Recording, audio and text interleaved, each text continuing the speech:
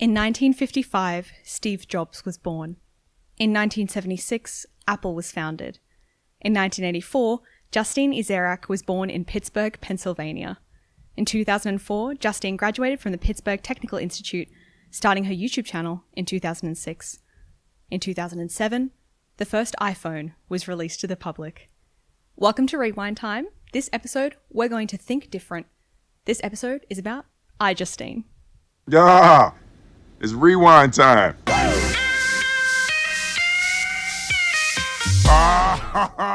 Welcome to episode 4 of Rewind Time. I am your host, Max. I'm here with Lucy. Lucy, how are you? I'm well, thank you, Max. How are you? I'm doing well today. We are, in case you haven't clocked it from the intro, discussing iJustine. Lucy, are you an iJustine head? Not really, no. No, that's not... Like with everything we kind of cover on this podcast, like with most YouTubers, I'm aware of iJustine. I was cognizant of iJustine, but I personally was not subscribed, not a fan, which we'll, I guess, cover off in the episode. Yeah, I'm not sure if I have ever seen iJustine. I didn't know who she was when you said we were doing her for the episode, but as we've seen, she does have quite a number of viral videos, so I can't say that I've never seen the content, but certainly I was completely head empty when you put the playlist together for this week. Well, when I asked you, when I say iJustine, what do you think iJustine is? Like, what do you think her content is? Like we like to do before we kind of start out. What did you think iJustine was, her content was about? I did say tech reviewer. Okay. So I was probably 25% correct. 25%. Yeah. And obviously iCarly springs to mind. Well, yes. But that's not to say that iJustine invented doing the Apple style small I uppercase Rest word, of rest thing. of word. Rest of noun. Like many people did that to try and ride the Apple bandwagon. But were any of them as successful as iJustine? Like, has anyone rode the Apple, trademark vibe? Trademark, yeah, definitely. I would say, and I'm sure you remember this fondly, my brother's shirt, which just says "I pooed." Oh, and yeah. has a man on the toilet. That he wore on Christmas Day at Christmas lunch, the I pooed t-shirt. It's that was going strong in 2025. Yeah. But to give some context, if you don't know who iJustine is, she begins her career as a Justin TV life caster. Yeah. So, I had to double check what Justin TV was. But you knew, actually. This was a case where I was like, oh, she's a Justin TV life caster. And you were like, Justin TV? Yeah, so Justin TV is what essentially became Twitch, the live streaming platform. Crazy. And it was originally named after the founder, Justin, and he did what was referred to then as life casting, which is where you basically film your entire life. Was it live streamed or was it just like vlogs? It was live streamed. Oh! Yeah. So Twitch has been around for kind of yonks. Yes. Not in its present gaming-focused form. Yeah, its iteration. But it did have, because I think she like references in some of her early content, her time on Justin TV where people would like pay you to do certain things, a la Twitch donation. Not that when people do Twitch donations, you have to do what they say. But I didn't know that kind of format of audience interaction and live streaming had been around for that long. And iJustine was, what's the word? A pioneer. No, when you're patient zero? Not quite. No, I think she was the second person on Justin TV. She was the first person who wasn't Justin. Yes. Which is crazy. Crazy work. Like, honestly, like many things, the tech for paying people to do things while live streaming, I think got its start in the adult industry. And then it took a while for that to be put into a version that was corporate friendly. Right. And that's kind of where we ended up with Twitch. Yeah. But this is not a Twitch Rewind podcast. No, it's a YouTube... Twitch is off limits. Yeah, just like Nigga Higa, we don't talk about that. But she basically gets her start on Justin TV, but eventually we do see her move to YouTube, and she starts doing some very of the times sketch comedy videos with, it looks like her co-worker in an office. Like, very unremarkable, but she is someone who, unlike some of the other people we will cover, has kept up all her early videos on her channel. You have to respect it. I love it. Yeah. Because out of personal interest, we need these early videos. For actual, like, if we're talking from a historical perspective, like, we do, it's so important to still have those early videos up. There are some people that we are aiming to cover on the podcast, but it's actually kind of challenging because a lot of their early videos, for one reason or another, are just completely scrubbed from the internet. Not completely. Primarily the reason I would say is that the content within them has aged really poorly. It's been very poor taste. Yeah. Given today's acceptable media, Yeah, acceptable expression in media. Yeah, I think it's the kind of thing where maybe in that time people didn't think that they would gain certain levels of popularity or that internet footprint would exist because it's like the 2000s. And obviously we've come to learn that it does totally exist. So maybe that's why. But yeah, I just need to her credit all her early... Actually, no, that's not true. Some content has been removed, which we'll talk about. But a lot of her early content on her main channel is all still there. I think we first up address the elephant in the room in terms of iJustine's place in the tech review sphere, because per her name, she does do a lot of content about not just Apple, but technology in general. She does tech reviews. Yes. It's a big part of her channel, even from the start. She's Yes. always covered mainly Apple products, but she does go on to do other products as well. She is a blonde at the beginning of her career, 20-something white American woman. Mm-hmm. And as we even see from videos of her at conferences and other mainstream events, tech media does not look like this at all. No. Like your average technology journalist is like a 40-year-old man with a goatee wearing a short sleeve button down and cargo shorts. Yeah, no, totally.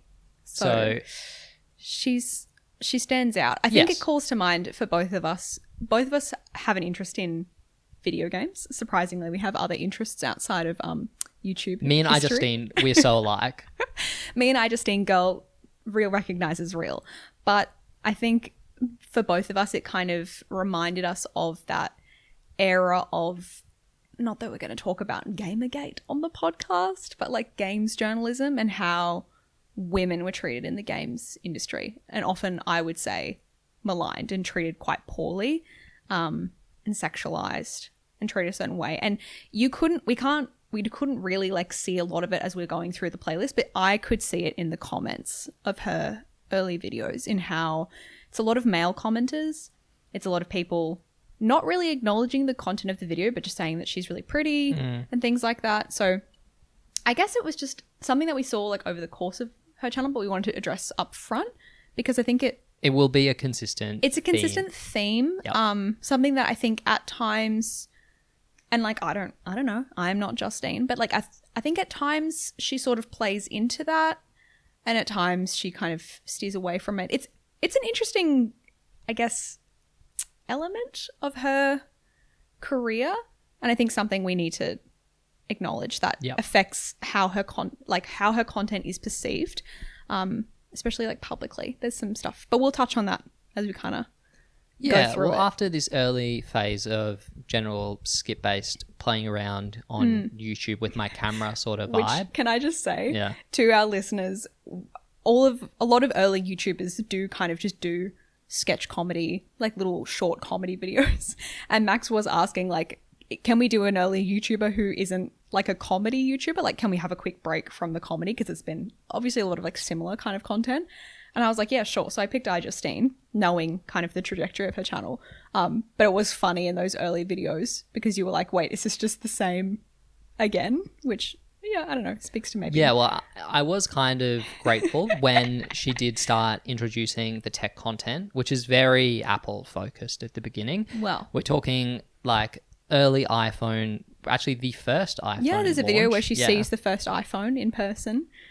And she is very excited about the Apple products to a degree where I'm not sure what journalistic value iJustine has. And it's a bit like, are we just an Apple fan or are we a tech reviewer? Because her bio and the positioning of the channel is that she is a reviewer, quote unquote, but I would struggle to suggest you go watch her videos if you want an actual honest opinion of what the new iPhone is.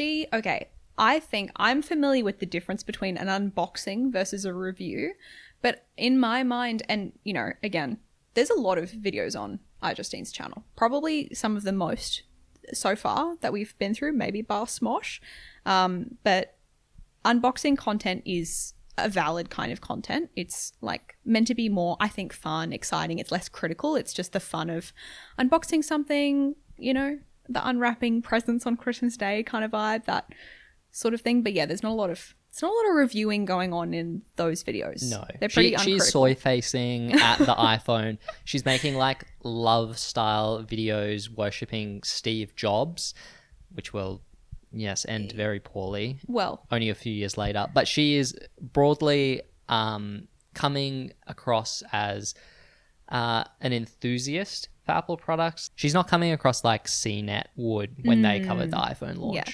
She's very much just being like, oh my gosh, it's here. I'm so excited. Oh my gosh, you know, like opening the box. Oh my gosh, here it is. It's very like, like that kind of vibe. Yeah. iJustine's first brush with virality is a YouTube video called My 300-Page iPhone Bill. Yes. And it is relating to, at the time of the initial iPhone launch, AT&T still billed everyone according to, say you use like 1 kilobyte of data, that's a line on your phone bill.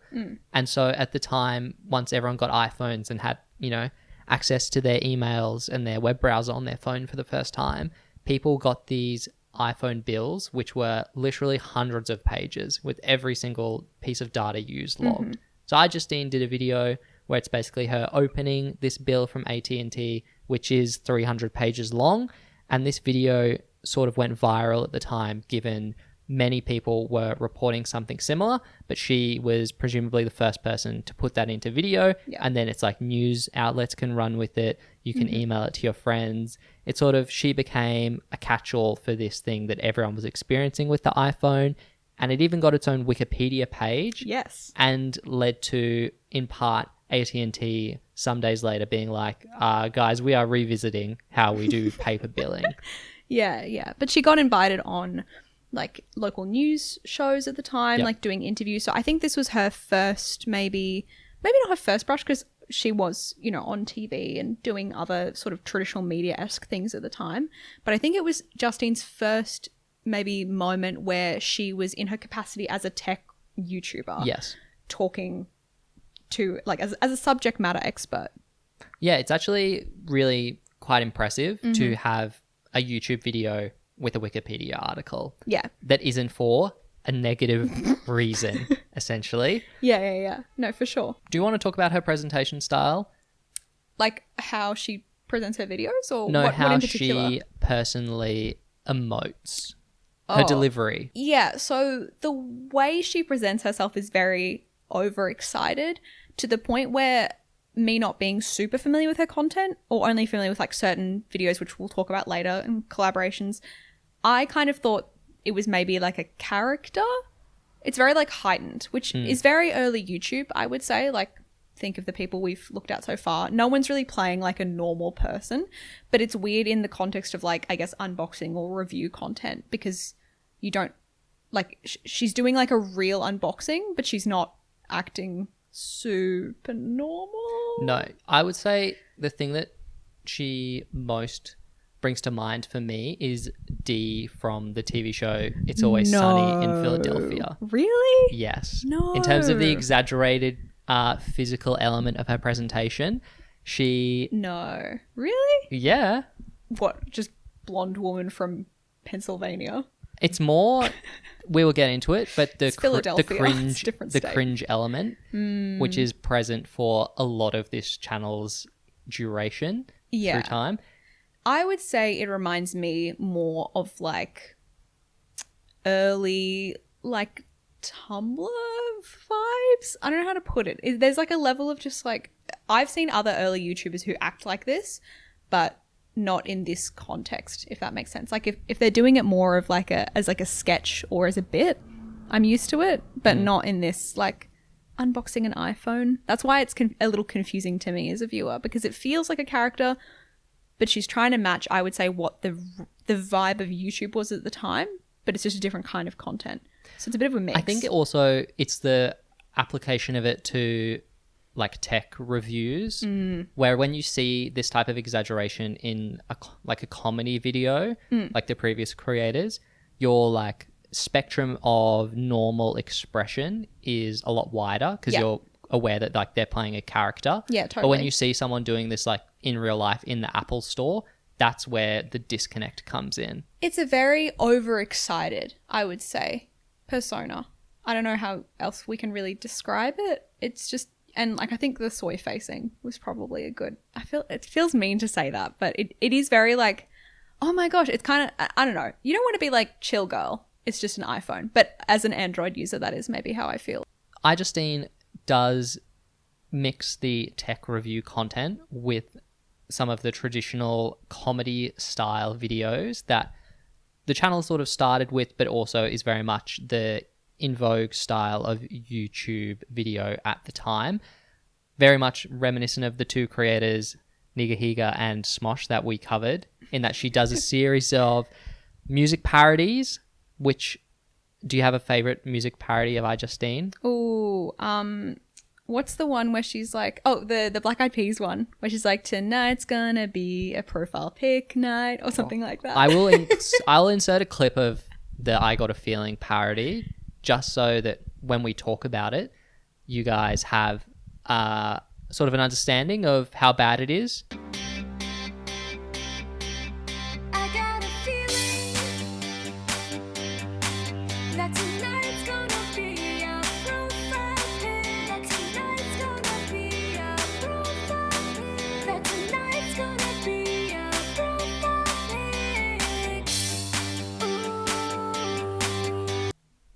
So that was the I Got a Feeling parody. Love. And that's diva. I honestly, the series of original music parodies that she does on this channel, I think was, until this point, the new low for the bar in terms of quality of video we've watched in this series.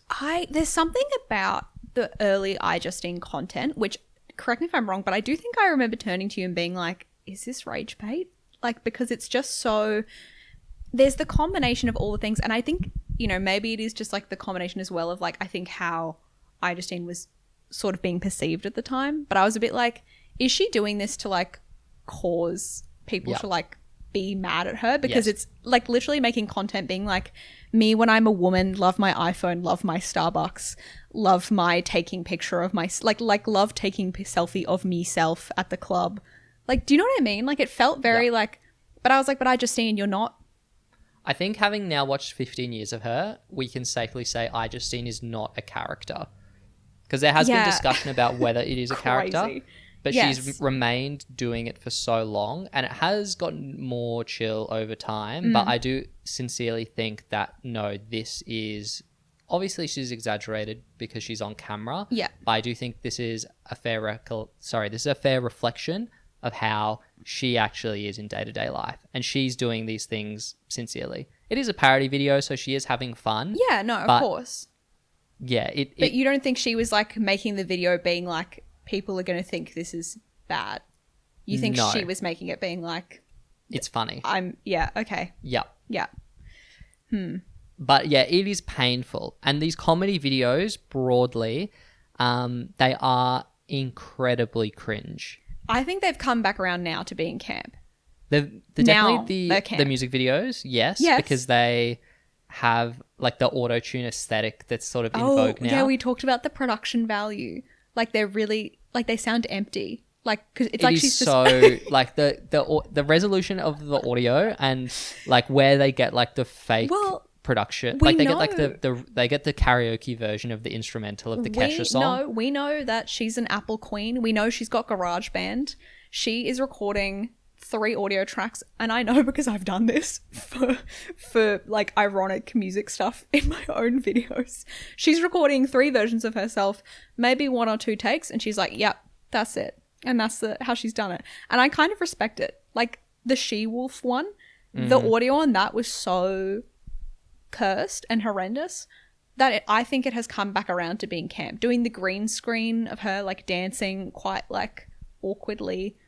Do you not think I think it's come around to being camp, but I definitely agree, and I wanted to watch them all, but there are the ones that I'm going to read to you, like How to Eat a Burger and I Want a Pizza. Oh yeah, which, the comedy videos. Yeah, I think are so unfunny. There's like the argument that it's anti-humor, but that is absolutely not the intent of iJustine at the time.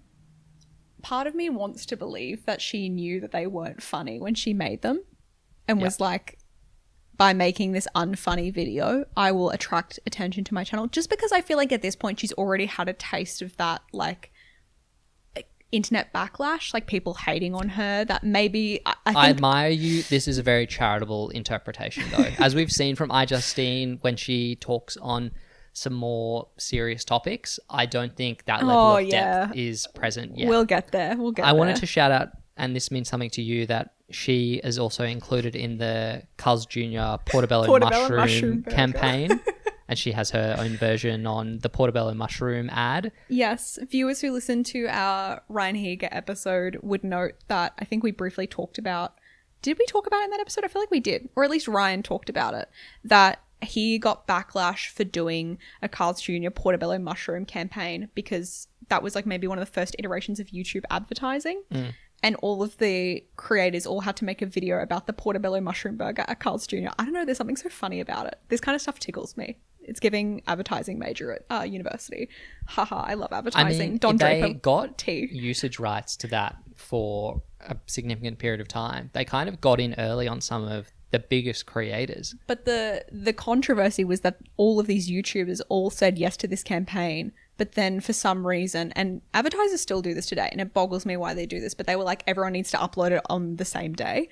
So suddenly, imagine 2007, 2008, you'll subscribe to all these top YouTubers and your subscription box just gets flooded with like 10 videos about the Carl's Jr. Portobello mushroom burger. That's advertising, baby. It's crazy work. And everyone was like mad because why are all my videos this week about the Portobello mushroom burger? And also I think that was pre like advertising disclosure.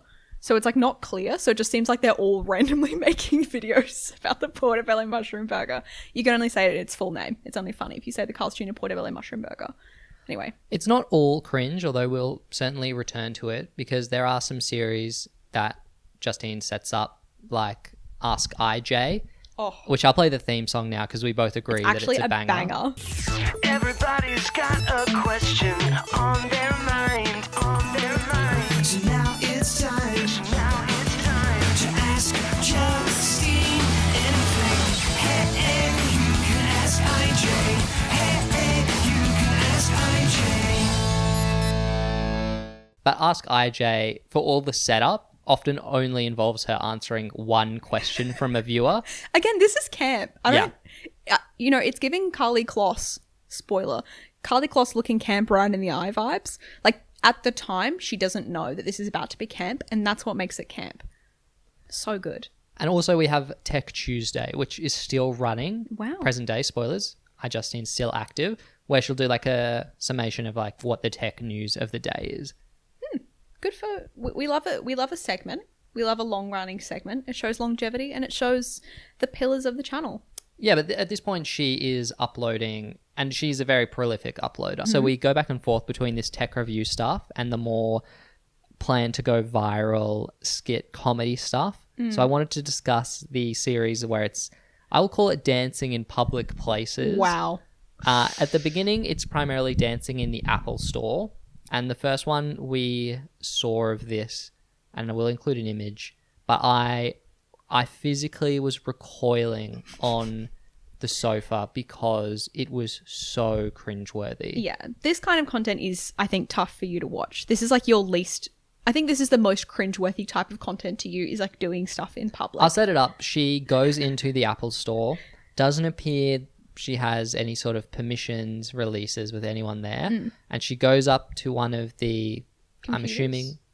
Sorry? One of the Macs. She's recording on the Mac. I'm assuming it's one of store. the laptops they have set up on the sort of, the Apple tables. And she goes into iPhoto or whatever it was called and hits record and then backs up, she's also playing music from iTunes, loud blaring in the Apple store. And she starts dancing in the store, and all of the customers around her, all the Apple staff are looking at her, and I believe she's wearing some sort of costume, right? Or like a onesie or something. I think in later ones she's wearing a onesie, but I think in earlier videos she's just wearing like a very of the time girly pop outfit. But she's dancing and playing the music, and they're looking at her, and it's like the video goes for 4 minutes, but at some point the song ends, and so she has to go back in, push play again on the song, and then go back to dancing, and it's a real tough watch. Yeah. For the reference, this is where I think I became aware of iJustine. Like when someone said to me iJustine at the time when I was like 15 years old, whatever, as a YouTube watcher, if you told me about iJustine, I'd be like the girl who dances in the Apple store. That's how I knew of her. This probably did a lot of damage to the perception of YouTubers as creators outside of YouTube, because it's like when you think of someone being annoying vlogging in a public place, there's probably no more annoying place to do that than a full airplane, which is one of the videos in this series, where iJustine starts at the front of the plane and dances the entire length of it, while all of the passengers in the plane are just sitting there, and you wonder, like, did she tell the flight attendants she was going to do this? Did the airline agree to it? Yeah. Did all the passengers get told you can't leave your seats because we have this woman dancing? Did they sign releases? Yeah. It raises so many questions. I think this is the first video that we have come across in this podcast journey where the question of like filming in public and consent comes into play, which is something I have pretty strong feelings about, actually. I personally think it's really uncomfortable as a YouTuber to film in public, especially filming in a public place where like other people are around you, because it's like to me it's giving they didn't consent to that video. Maybe they did, but can you imagine just being on it? Like, I don't even like when I'm in the gym and someone's like recording themselves in the gym and I'm in the background, because I'm like, I didn't consent to this. This is like not. And the plane is not actually really a public space. Like, everyone's paying for the ticket to be there. Same as the gym, you're paying a membership. Like if you're on the street, I think it's a lot. It's quite different. Maybe if you're at like, for example, if you're like vlogging at Disneyland and people are like in the background, I think, okay, this is just my personal view. I think if you're vlogging and someone is in the video in the background, but if they're indistinguishable, like you couldn't tell who that person is, I think it's okay. But when you see YouTubers, and we'll see this going forward, when you see people vlogging and it's like them filming themselves in public and there's someone right behind them who's like maybe not aware that they're being filmed, or even worse, is aware that they're being filmed and looks clearly uncomfortable or annoyed about it, I think you should blur them, or you should not use that clip. That's just me. Maybe I'm a bit too strict, or like that's just my personal policy, but it's an ick for me. I think this plane video especially, because everyone identifies with being the person in the sitting in the plane after it's landed, and you're waiting to stand up, and imagining worst case scenario, you get told you cannot disembark because I think it's mid-flight. You reckon? Yeah, because it's like they've said, but we don't. Turned the this is the whole thing. We don't know this, so you just be like, context. Worst case scenario, I'm stuck while this lady dances down the length of the plane, and I can't see my family because of iJustine. Like, it would be so rage inducing. The concept of just being like, you're traveling. I also feel like traveling is when you look the most shit. You're the most tired. You're probably the most likely to be a bit grumpy. And then you're just like, oh, can you imagine just being like, oh, I just can't wait to get home and see my family. It's been a really long week. Like, the flight's been delayed. And they're like, excuse me, everyone. We have famous YouTuber iJustine who's going to perform. And then they're all sitting there. And you can tell also so many of them look so begrudged. Yep. It's painful. And I actually have footage of this. I don't know if we'll insert it or not, but you actually have tears in your eyes watching this video, because I think it caused you such psychic damage and secondhand cringe. It was tough. Would you say this is the toughest watch? This was the toughest watch. So not your favorite video? No, definitely not. There is a series of videos sort of along this line, at very much like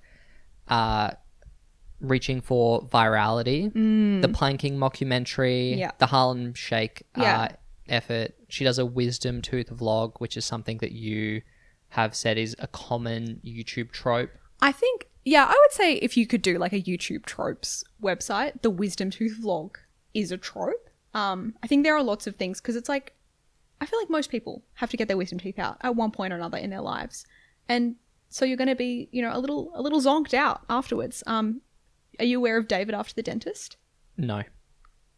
Crazy. Who's David? A child. Okay. It's a famous... Not a creator. No, He's just a kid. It's just a child. Okay. It's this famous viral video called David After Yes. the Dentist, where it's a kid... Like after... Charlie bit my finger. Kind of. Yeah, Yeah, okay. where it's like a kid after the dentist and he's like zonked out and he's like, wah, and he's like talking... He's saying weird things because he's zonked. So it's... A lot of YouTubers would then record after their wisdom teeth. Also because I think it's like a surgery you get when you're in your late teens, early 20s, typically. So YouTuber age, I think, yeah, it's a trope. But yeah, iJustine, she loves a trend. She loves to hop on a little viral moment. Harlem Shake, did we mention that? Yep. Yeah. So not always successfully. The Harlem Shake one she just does alone, which is crazy work. I guess a fun take on the trend. But yeah, she chases a viral moment, which I think is... It just shows that she does have like a business sense. Like she knows what she's doing, which is why I'm partially convinced that she did it for rage bait, some of those earlier videos. I don't want to go too far into it, but there is a perception even among the YouTube community at the time that she is cringe. And this came up in her Reddit AMA where someone asked her about the Shane Dawson iJustine game. And I didn't know what this was. So we both did some digging. Yeah. And the game... You saw your first Shane Dawson clip. Yeah, he seems to have deleted everything relating to this. And you kind of understand why. Because the game is basically you take one of the iJustine like parody videos and you mute that audio. And then you play, think like some incredibly explicit hip hop song. Yeah. And you play that and it's almost like you just laugh because you're like, oh, she's like, you know, she's so hot, but she's dancing like a stripper to this promiscuous song. Well, she's dancing often quite goofily and silly. Like she's not dancing seriously. She's doing parody, like, you know, fake club dancing. So yeah, it does feel a bit, it feels a bit mean. I think it kind of... It's like of the time humor where it's like, haha, it's funny because she's dancing to a song that she's not dancing to. And I think it's important to acknowledge, even in an early video, which we didn't touch on because it's like nothing really happens, but she vlogs meeting up with Philip DeFranco, who you don't know who that is. But at the time, his username was Sexy Phil. And they meet up and he references that he swears or he goes to swear or something. And he's like, oh, but I can't because you're PG, you're family friendly. So she is very much considered to be like a PG, family friendly, commercially friendly creator, which I think is very much her brand from 100%. The inception to really end. Like even in doing like a parody music video, she's never doing anything really that non-brand friendly or like potentially controversial compared to maybe some of the other creators we've talked about. It pays off for her in a big way because later on the commercial opportunities that she gets, it definitely is a case where they're like, we can't partner with a YouTuber who has like skeletons in their closet, and you could look at iJustine's closet and you're like, I don't think girl ever did anything problematic. The most problematic thing that she did was like be a bit cringe on an airplane. And that's like not really... No one's getting cancelled over that. So she gets some crazy opportunities. I really delighted in putting some of those videos on the playlist to pop up to surprise you with. So those opportunities that she gets, and believe me, like it's not like we're talking she was doing some backyard events at the time with celebrities I don't know. It's literally like, oh, here I am meeting Justin Bieber. Crazy work. I think it really does speak to if you are one of the first YouTubers who is, you know, being successful and is brand friendly, of which I think she probably was one of like 3 at the time. You're going to get to do a bunch of stuff because they're doing the press junket and they're like, should we include one of those YouTubers? And who are you going to pick?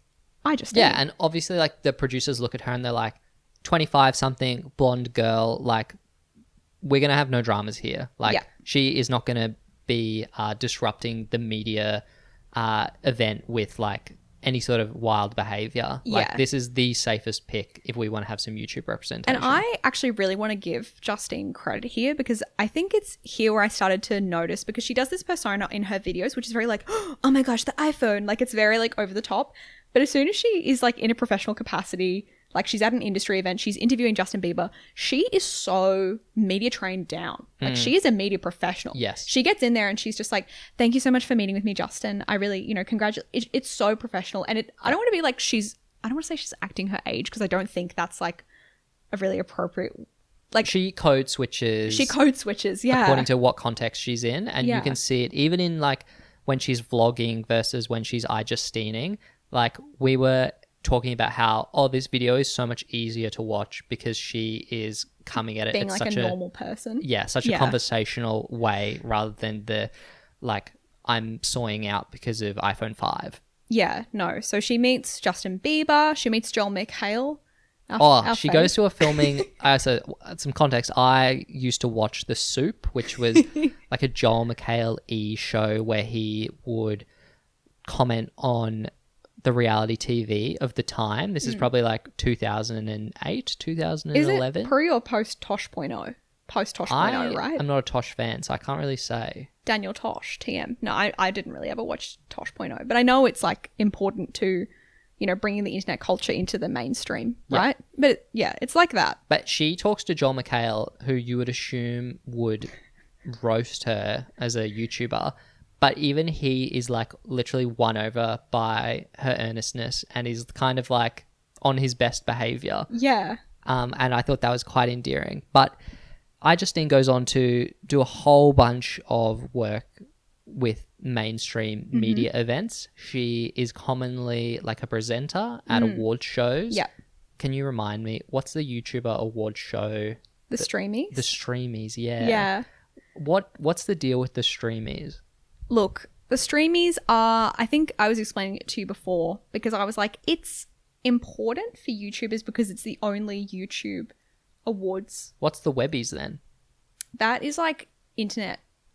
I don't know. I've never heard of a YouTuber being like, guys, I'm going to the Webbies. I mean, maybe they do, but like the Streamies were, especially in like the 2010s, were very much like, if you're a YouTuber and you're going to win an award, it's the Streamies. But also like people criticize the Streamies for not being particularly serious or for being a bit, I don't want to say rigged, but like, there are certain times where people win and you're like, why did that person win a Streamie when like this other person exists and is way more popular? So I think it's a bit like the Golden Globes in that regard, in that it's important, but it's not that serious. Well, yeah, ultimately, like, it's nice to win, but if I have 5 million views and you have 1 million views, I'm the real winner, I think.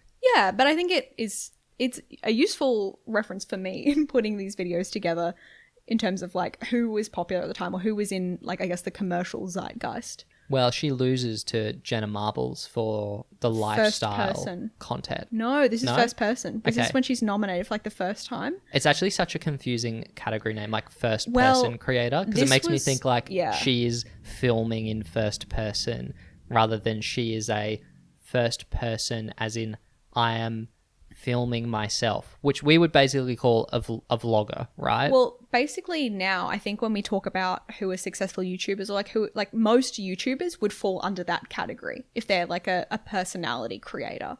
Yeah. But because at the time I think they were separating into like YouTubers who made like a show, so like a tech YouTuber or a food YouTuber or like whatever, this is how they categorized it. But yeah, it's a weird category and they do away with it like only a year or so later. Yeah. And it's kind of interesting because she does position herself as a tech creator, but the streamers were like, no, girl, your lifestyle. Yeah, no, 100%, which she does go on to win for lifestyle creator in 2015. But yeah, iJustine also often presents at these awards. Again, she's just a consummate professional and you can see it when she is paired up with other creators who just don't know how to how to do something in person as opposed to like filming a video and cutting it together. Like she is a professional woman on live TV. But my personal favorite iJustine presentation is when is it E3 or is it the Game Awards? She honestly goes to both. I think she goes to both and presents at both. She's doing like, she's on the show floor at E3, which is, it used to be sort of the annual press conference / industry showcase for the games industry that they held in America. R.I.P. But then she also presents at the Game Awards, which is sort of the successor event to E3, organized by Jeff Keighley, Yeah. commonly referred to as Key 3. Yeah, big fans in this household. We're big Jeff Keighley stands. Yeah, 100%. We should do a Jeff Keighley episode at some point. I don't know. Is he a YouTuber? He's involved in like Yeah. G4 and that. Yeah, we'll see. We But can't she- shoehorn look, him in. all this to say that she gets so much red carpet work. I was like, is she like the Amelia Dims of the 2010s? Yeah. Where she has a successful YouTube presence, but she parlays that into. Assumedly, she really enjoys doing this type of like. She's press really junket good at work. it. Yeah, She's really good at it. She's so a consummate professional. It does come with a bit of a jump scare with one of them because she co-presents an award with Boogie2988, who you don't know anything about Boogie. No, That'll be an episode. When I saw him, I thought he was a guy called Boogie, but when I asked myself how I knew that, I'm completely blank. I don't know anything about him. Yeah. I think it's because you've told me about him. Yeah, I have. But I But haven't. you've not retained I've chosen any of that. not to remember what the whole deal is. That's a good choice. But she also goes on all of these real scripted television shows in guest roles. Mm-hmm. So I'm talking Law and Order SVU, Slay. which she does play a 16-year-old, which is kind of crazy. But anyway, also Criminal Minds, Vampire Diaries. She's like guest starring in commercial television. And I think that does speak to her appearance in that she is a pretty, at She's this point, really pretty. 20 to 30 something woman. And if you can get someone like that and they have a huge internet following, it's like the casting agents are like, this is like A no-brainer. exactly. Yeah. Like we're winning on promotion. We're winning on we don't have to pay an actress, presumably. So it's a great thing for them to include her for exposure. Yes. And speaking of TV shows that she's also on a YouTube TV show called Escape the Night, which I know quite a bit about, but you do not. No, we watched a bit skip of the through first episode. ep. I actually was basically like, is this The Traders? Yeah, it actually kind of is like proto-traders Yeah. in terms of the aesthetic and the vibe, because it's very Yeah. it's very styled in a particular way to have a bit of like a... Spooky, Cluedo, mafioso. The Traders, yeah. for reference, guys, is a reality TV show where there's a UK and US version, but it's basically a group of contestants play Mafia, which is the game where someone is secretly the Mafia. They're trying to eliminate other players while the players vote to try and eliminate the Mafia. Yeah, and there's some like mini games in between where they do things. So Escape the Night is basically like that. It is created and hosted by Joey Graceffa. Do you know? Nope. No. And so iJustine is a character or a player in season 1 of that show. But YouTube Original, did YouTube put money towards Yes. this stuff? Okay. Yes. So this was like YouTube Red. Yes. And then it became YouTube Originals. Okay. On YouTube Red. And then they which killed then it became eventually. YouTube Premium. Yeah. Yes, so they killed Cool. it. But YouTube would work with creators again, other brand friendly, safe creators Yep. to make TV shows. Do you know about any of the other shows that YouTube Red made? Yes. Cobra Kai. Oh yeah. Yeah. Yeah, Cobra Kai. Do you want me to spoil other YouTubers who No. Okay. No. All right. Honestly, I think the fact that I know about Cobra Kai is because it was good enough that Netflix bought it. Yeah. And I think it's pretty telling that it seems the other shows didn't have a similar fate. Yeah, you can tell that The Thinning didn't get picked up by Netflix, and listeners who know will know, but we'll get to that eventually. iJustine is doing collaborations at this Mm-hmm. point. She's in the YouTube Red shows, but there's also some notable YouTubers and celebrities that appear in her videos. Yes. I have a note here about Rosanna Pansino, Mm-hmm. who I'm aware of given her public feud with Mr. Beast in the present day. But when she appeared in these videos, I hadn't seen her stuff before, and I was like, oh, okay, this is the baking lady. Yeah, Nerdy Nummies. I don't think that's a spoiler because that was the name of her channel. But I, as a teenager or like middle schooler, whenever it was, I was a big Rosanna Pansino Nerdy Nummies watcher. I was subscribed. And that was actually probably my primary time that I would watch iJustine was in their collaboration videos because I'd want to watch more of Rosanna. Yeah. And then iJustine was also there. That sounds so mean. But it's true. Like, I was watching for Rosanna and she was like, guys, today iJustine is in the video. And I was like, I guess, sure. iJustine also did her own baking content, which we watched some of, and honestly, it was horrific. It's not my type of cooking content because, and again, I'm like convinced that she knows that it's bad. Like the peanut butter and jelly video where she's like making a peanut butter jelly sandwich in a blender, and it's like she just dumps stuff into a blender and it like then she puts it inside like a bread that she's hollowed out and it's like sopping everywhere and it's like disgusting.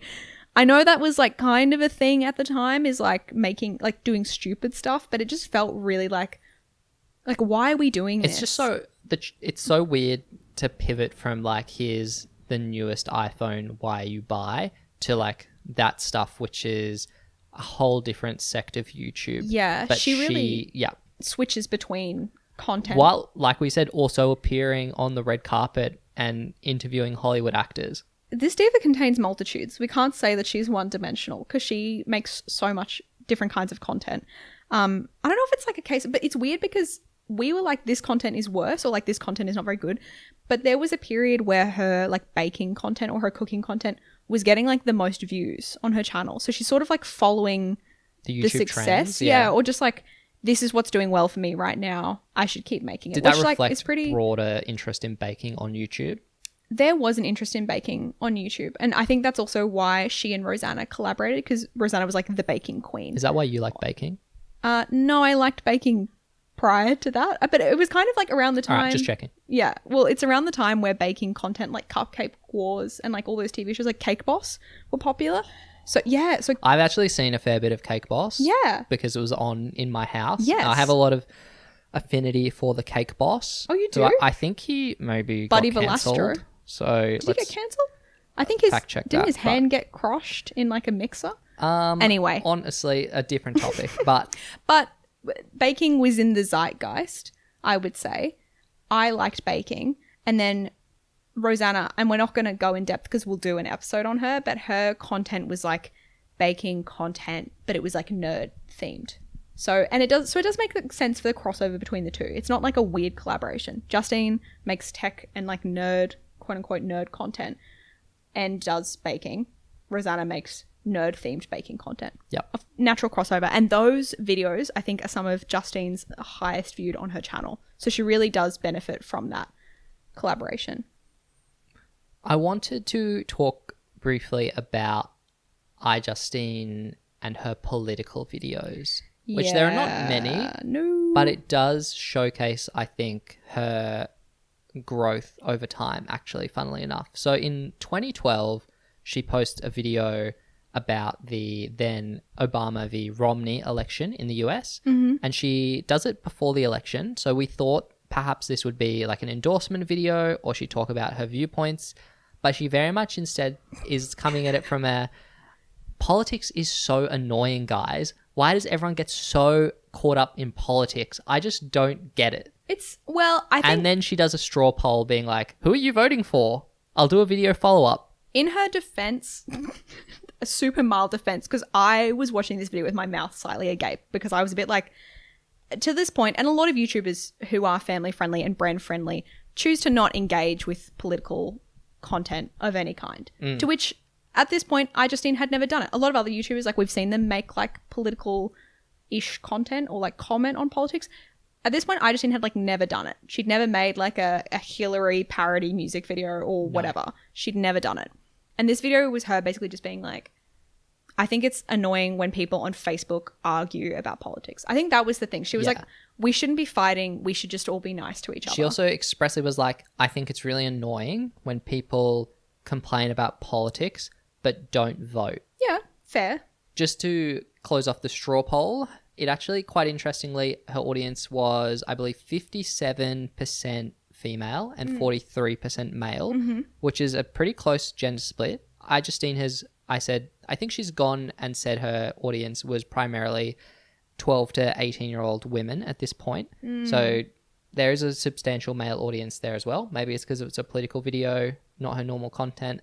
But her audience voted, I believe, 75% for Obama and 25% for Mitt Romney. Something like that. Yeah, that was the split. Yeah, interesting to get a little peek at not her analytics, but her audience breakdown at that time. A good insight, yeah. But that's not the end of her political journey on YouTube. No, because by 2016, she posted a video where This video is crazy. She said that she had just voted for the first time, which is very interesting. And we praise, like slay girl, go give us growth. But she only 4 years ago was going, how annoying is it when people don't vote, to becoming, I'm a first-time voter in 2016. To be fair, her criticism was that she thinks that it's annoying when people like complain about politics but also don't vote. Yeah. So you're not allowed to complain if you don't vote. Which, to be fair, she's not complaining because as it is revealed, she didn't vote in that election. She didn't vote for Obama or Mitt Romney, which... Yeah, she wasn't complaining about politics. She was complaining about people complaining about politics. Yeah. So she has to get out of jail Yeah, free. fair. But so then in this, is it the 2016 video? She reveals that she is going to vote for Hillary. Yes. Which obviously it's the Hillary Trump election.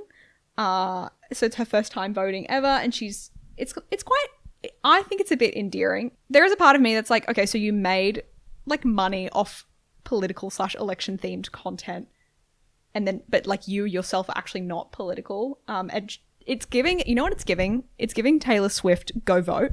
iJustine is a big Swiftie. Yeah, that's revealed, and that does make sense. Yeah, she does loves make sense. Taylor Swift and Call of Duty, which is, if she wasn't, look, I think you could be like, she's being insincere by liking the most popular thing amongst her male fans and the most popular thing amongst her female fans. But I think what we know of Justine, I do think she sincerely just likes this stuff. I mean, it's hard to say. She likes the things that most people like, but her favorite movie, Transformers. No, but literally, like, she'll say, there was a video where she was like, here are all my favorite things, and she was like, Starbucks, Lululemon, Taylor Swift. I think like her basicness, quote unquote, is actually one of the pillars of her popularity. Because much like we talked about with Ryan's episode, when you come across as something that is appropriate to like this huge demographic of people, that is like a pathway to get millions of YouTube views, because everyone can relate to you and no one is put off by what you're creating essentially.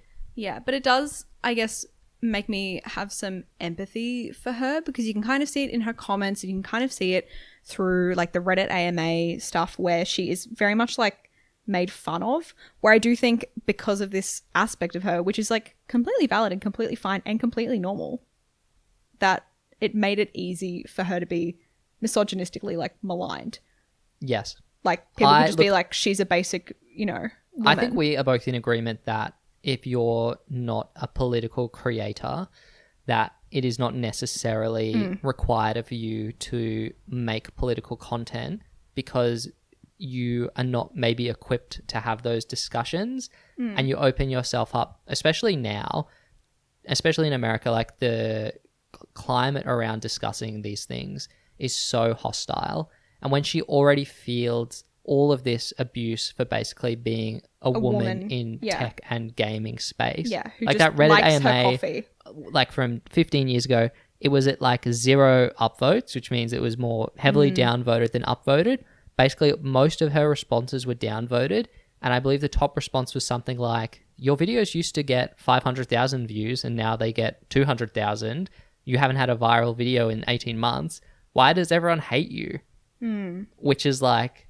And also some of the comments did suggest that she should just like give up and do like adult content.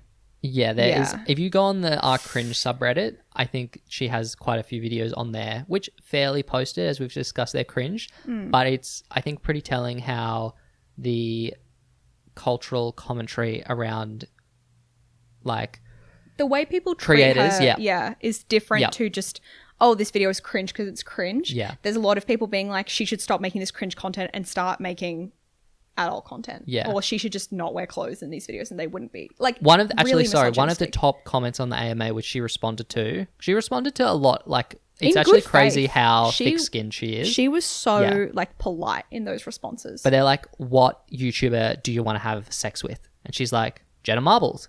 And everyone's like, oh, I would pay so much money for yeah, this. Ooh, yeah. So it's quite icky, and I'm glad that I don't think people have to do that anymore. yeah. But anyway, she post 2016, and I think we see this from her content holistically. There is a toning down of the earlier iJustineisms. She approaches everything with a slightly more serious tone, albeit Yeah. she's still a very engaging presenter, and she is not as cautious with her opinion, and she is a bit more comfortable, I think, given she's now been a creator for like 15 years, Yeah. with being a bit more candid. And I think we both actually, after struggling with those early year videos, it actually is almost like we didn't become Stockholm syndromed, but we generally were like actually quite enjoying the back half of the stuff, and we're like, iJustine is kind of like, she's kind of an icon. Yeah, there was, I think, I don't know which video it was, but there was like a vlog she did. I can't remember which one it was, but there's a vlog. And I was like, this is a good, it was the lining up for the Apple store Yep. to be the first in line for the iPhone video. Yeah, iPhone 5. iPhone 5, yeah, something like that. around there. And she is just, it's just a really good vlog. It has like a nice narrative running through it. It's like her being pretty normal, like still obviously engaging and charismatic, like as you do need to be if you're a YouTuber and making content about like sitting on a line for 3 days. But she's very like, yeah, the earnestness, and she's very optimistic. And I think that her positivity is something that people really speak to about what they like about her, is that she's always very upbeat, which I think speaks also to why she was hesitant to speak about politics or anything more serious. She doesn't actually do it that often. I think she's only done it like a couple of times over the course of like her whole channel. But I think those little bits of seriousness and genuine maybe moments that are a bit more down work well for her, because she's not, yeah. Well, we both cotton on to, unlike some other creators we watched, iJustine doesn't seem to ever come on and say, guys, I'm so burnt out of YouTube. Yeah. Guys, I can't do it anymore. Like, guys, this is just my job. There is no suggestion. And given she's still active today, I don't think there has been any suggestion that she is like taking on being a YouTuber as some great creative burden. It seems like she does actually enjoy being a YouTuber. She probably has things in place to manage her workload so she doesn't burn out like that. Yeah. But it's kind of a downer, I imagine, if you're a fan of a creator and they're posting videos where they're expressly like, your fandom and demand for me to make content make my life worse. Yeah, she never does that. I think she always expressed like, and I think it's really tough because I don't think it's totally unfair for YouTubers to be like, I don't love doing this all the time, or like I'm struggling with coming on this channel and turning up like I always have. Like, I think there's fairness in that, but there is also an element of like, you don't have to. And I think an audience that really does respect and love a creator, although it can be really sad when a creator chooses to stop making content, I think most audiences, if they do feel like that genuine parasocial relationship with YouTube, would rather them stop or pursue a different interest, if that means not having content which they know they don't like making, because that there's a kind of a yucky taste in everyone's mouth, I think. Yeah, it's a case where I think that iJustine has the ability to, like we said, she has a thick skin, but she also recognizes that, and we see this in the series where she'll watch her old videos and also watch those videos be memed on TikTok, where people are like ironically being like, slay iJustine, queen of rap, to her parody videos. And I think a lot of people couldn't handle that level of not criticism, but that engagement with their content. But she is just so like, haha, this is funny. Yeah, like, haha, wow, this is like so embarrassing. Yeah. Even there's a, iJustine, and you will be better placed to describe this than me, her makeup style in the 2000s. Oh, yeah. Is, yeah, just give us some context So, of what she looks like. Well, we can cut this if you want, but when I was showing you some of the earlier videos, I was sort of talking about iJustine is really pretty. That's just my opinion. I think she's a very conventionally attractive woman. I sound like such a red pill in saying that. She's a conventionally attractive female. But in the earlier videos, she does have like tadpole eyebrows. She does the full around the eye eyeliner. It's very like 2000s-esque makeup. And I think I was sort of like, she's really pretty. And you were like, but I think you were maybe like not connecting with that sentiment maybe as much. The tadpole eyebrows, I think they're truly a relic of that era. Yeah. And I think that I was a bit like, I think it was like, well, it's more like she is the hottest teacher at school vibes because she's like the only woman doing this type of YouTube content at that time. But I think there was a period around, say, when she's doing these sort of mainstream red carpet roles. It's giving a makeup artist was like, can I do your eyebrows Yes. differently for this event? And she was like, sure. And then suddenly you were like, wow, we were. Yeah, it like clicked where we were watching and silly. she had like normal eyebrows and Normal like, eye makeup. She also, her hair, even her sister comments on watching the old videos. She's like, oh, your hair is like so much She nicer has like now, girl. seen kids like hair, which is very like choppy. And then it changes to just being like, I don't know, a nice, your classic cut with some nice long layers. And she looks stunning. Yeah, she definitely, it's a case where she, I think, gets to sort of moving to LA, working with these professionals, being someone who's on camera all the time. Yeah. She becomes a lot more comfortable with what looks work best for her. And we don't see a lot of change through the back half of her video catalog. But yeah, I was fully like, wow, she is actually very pretty. Like that Apple, I told the you Apple from the vlog beginning. where she's Yeah, wearing like yeah. very minimal makeup. I was like, wow, this is like, and I think it was the full eye makeup Yeah. previously, which just You were scared trying me to an pinpoint extent. what Yeah. it was that like prevented you. I think it's giving like face blindness vibes because I was like, you were like, has she had work done? She looks so different. And I was like, no, she's always looked like that. She just used to have different makeup. And also power of now, makeup. Yeah, now she's 40, but she still looks like so good. Yeah. And Not that I feel like now we're giving the people on Reddit being like, she's so hot, you should just make it. Like, not that it's the we're- most important. I think we're allowed to both acknowledge that she is very pretty, and that is part of the reason she has been a success. Yeah, I think, well, yeah, and we've already talked about it, but it does play into the, we were kind of commenting that she sort of reminds us a bit of like the IGN Daily Fix girls. Yes. Like that, having like a really conventionally attractive woman talk about tech and like gaming news. And those women are qualified, are smart, are capable. I'm a big Alana Pierce fan, who was an IGN Daily Fix girl, but is also so much more than just an IGN Daily Fix girls. But those types of like when they get like pigeonholed as that type of creator or that type of personality, they do just become the subject of hate and criticism and misogyny. And 100%. so yeah, so I think to try and summarize why we are commenting on this, because it's not like we've really talked about the appearance of a lot of other YouTubers. I mean, I think we've touched on it a bit, that they're, you know, a lot of YouTubers are conventionally attractive to a degree. It's kind of telling that she does a collaboration with Carly Kloss and is on screen with her, and it is not a case of where you're like, wow, this woman is so out of place with this otherworldly beauty. Like With a Victoria's Secret model. exactly. Yeah, no. Admittedly, Carly Kloss, I learned this watching this, is 6'2". She's a giantess. I didn't really know. I'd never really seen her outside of, I think, next to Taylor Swift, who's also quite tall. Yeah. So I didn't put it together, but yeah, she is very tall. But I 100% like on the point about women in these spaces and the criticism that they endure. I'm thinking of like Olivia Munn, who came up a similar time on G4 and now married to John Mulaney. Good for her. But you also have people like Jessica Chobot, something similar. Like they all, I think, come from the historical use of things like booth babes at E3, where you have women who are scantily clad giving out your game because that's what they thought would attract People the male audience. Can't conceptualize that these women could genuinely have an interest in video games or technology and understand it.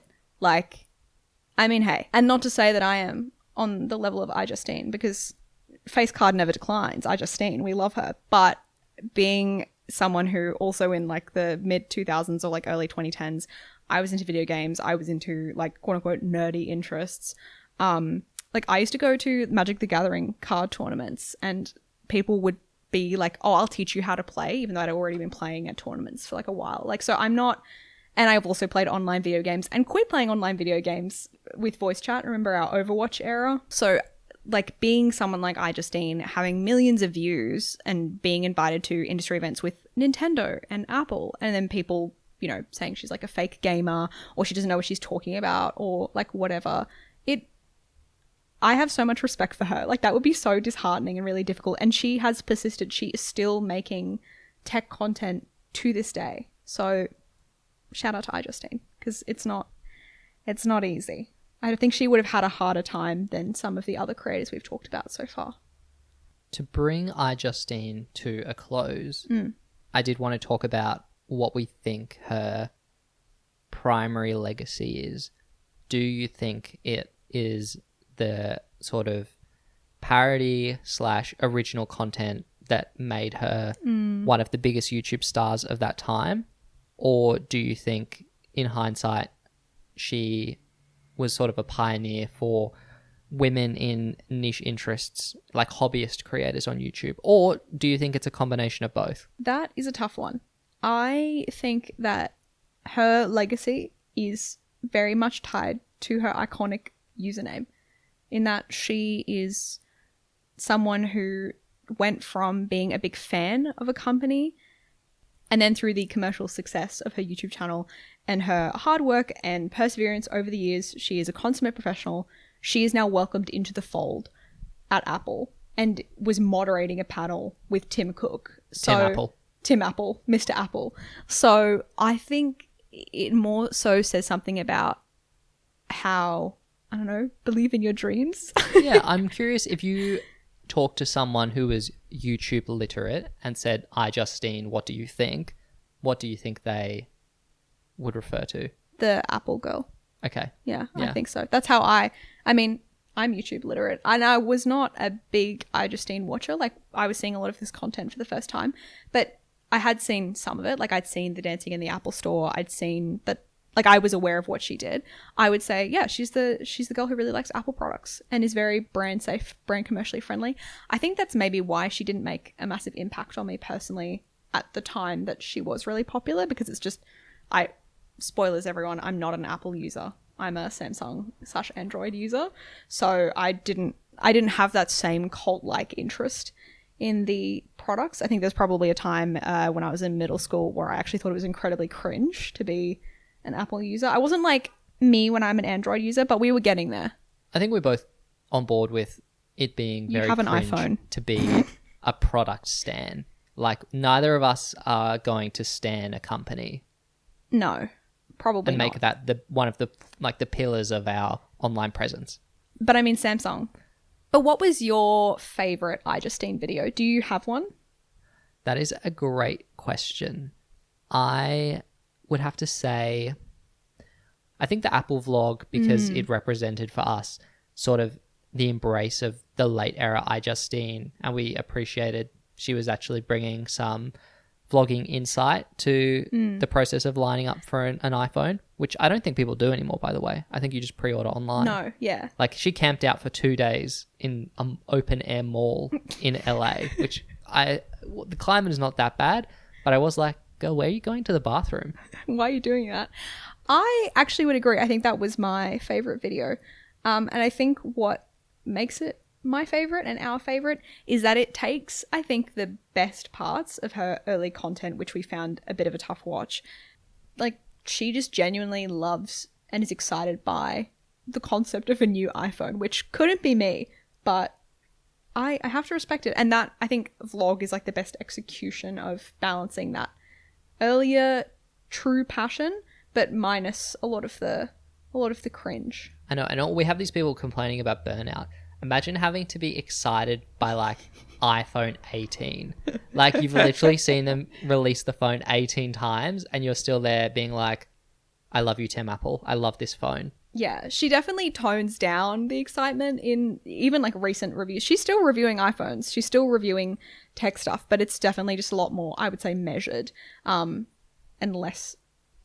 One noteworthy thing I did want to touch on is that even though she had all this opportunity in mainstream media through her career, and I think she would have been so well positioned to leave her YouTube behind her, a la Troye Sivan, who we saw at that The Streamy Streamies, Award, yeah. and giving the speech where she seemed so much more Composed and exactly put together. than he did at the time. She still, I think, is primarily a YouTube creator. Like, I know she has a podcast, but it does seem that her main source of income and creative passion is making YouTube videos. Yeah, have to respect. Maybe she should be called YouTube Justine.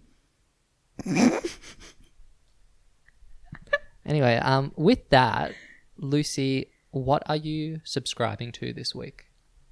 I am subscribing to Nice Dinners Paid For You by Other People. You want to give some Yes, some insight into context. that? Yeah, so we recently went to a very nice dinner at a very nice restaurant here in Sydney called Alta. And it was a gift from Max's parents/family. Shout out to my family. Shout out to my family. It was a gift from your family to us for Christmas / would you say our anniversary? Would you say it's like a combined? No, I don't think No, it was. just I think it was Christmas? primarily Christmas, Okay, yeah. sorry, I'll take it back. But we went and did that this last Friday night, and it was very nice. We don't go for nice meals very often, and it's so much nicer when you don't pay for it as well. Yeah, for some context, it was like a degustation. So it was 15 courses. Yes. We do eat out on Occasions. some, a few times a month, I would say. Yeah. But this is, it's on a Different level. way better, on a way bigger and Yeah. more formal level than This we is would frequent. easily the fanciest meal we've ever had Yes. together. So it was a really lovely experience, and the food was really good. And yeah. Do you see more fine dining in your future? Let me just say, it's not for lack of enthusiasm that I am not doing more fine dining. It is more out of fiscal responsibility. Agreed. But it's something that I think it was just a really lovely experience, and it's something I would do again, but not too often, because otherwise it takes the magic away. But yeah, 100%. that was my thing, and it was just a nice date with you. Spoiler alert to anyone, people who don't know, we're dating. Max, what are you subscribing to this week? This week, I am subscribing to Summer House No. on Bravo. Summer House is a reality TV show where a group of New Yorkers each weekend for the summer drive to a house in the Hamptons and party, which is a very low-key premise. And I was recommended this show owing to an interview with one of the new cast members, West Wilson. And it was something way outside my wheelhouse when I suggested we watch it. You've seen a few Bravo shows. Yeah, I watched some Real Housewives and things like that. And I'd tried to get you to watch previously or to join me on the couch, but you had no interest. So I was shocked when you suggested we watch Summer House, a Bravo show. Yeah, I think the Real Housewives franchise, it seems very conflict oriented. There's a lot of fighting, and I find it quite a stressful watch. But I think Summer House is comparatively much more low key. Are you serious? There's No. so much fighting in Summer House. But there's never really any stakes to it. Like, it doesn't ever feel like they're fighting about like things that matter, or they're like making a scene in a restaurant, because they're just at the house.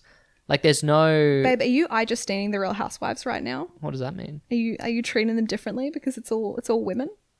What if it was the Real House Husbands of Beverly Hills? Would you say that it's super conflict driven? I think that if you rated everything according to conflict, Housewives. Yeah, does. okay, to be Yeah. fair. Yeah. Because there's people on Summer House who are not really involved in conflict at all. I suppose there's like that on Housewives. Look, honestly, the show is a lot more low key, but it is a good hangout show, and it is just maybe it's the edit. I don't know. It has some special sauce where I It's have been able to get crazy. into it unlike other reality TV shows. You get more excited about a new episode of Summer House coming out than I do. Like, you're like, Lucy, Summer House is out. Like, let's go. And you get the couch all ready. And I find it, I mean, for me, you know, I could equally subscribe to Summer House this week because I like having little date nights with you watching Summer House. I think it's very cute how excited you get about Summer House. I think it's like a throwback to earlier reality TV shows where there's not like this huge production and like intricate, elaborate activities that the people are doing on it. They're literally just at the house. It's not as they scripted, might go to a bar. I think maybe is what you're... Because Housewives does have like, I would say very scripted storylines. Like there's a lot of it where you're like, this has been pre-planned. But Summer House doesn't really feel like that. I'm sure it is to a degree. But yeah, it's very, very good. So if you haven't seen Summer House and you like other reality TV, or even if you don't, because clearly you weren't a big fan, maybe give it a try. All right, that concludes episode 4 of Rewind Time. iJustine, Lucy, thank you for joining me. That's okay. If you have any thoughts or feelings about iJustine, please email them to us at rewindtimepod@gmail.com or leave a comment on the YouTube video. We also want to say thank you again. This is the second episode we're recording after the podcast has officially come out. So for everyone who has been watching and subscribing and commenting, we really appreciate it. If you are enjoying the podcast so far, it would really help support the pod if you did leave a review on the podcast platform of your choice, or obviously like the video, etc., etc. You all know what to do. Okay, you all know what to do to give us a hand. But so if you do want to support the pod, that is the best way to do it, other than obviously viewing and listening, which you have been doing. So big thank you to you for that. And with that, thank you for listening, and we'll see you next week. Bye.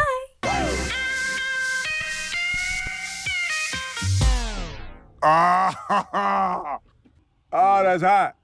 That's hot.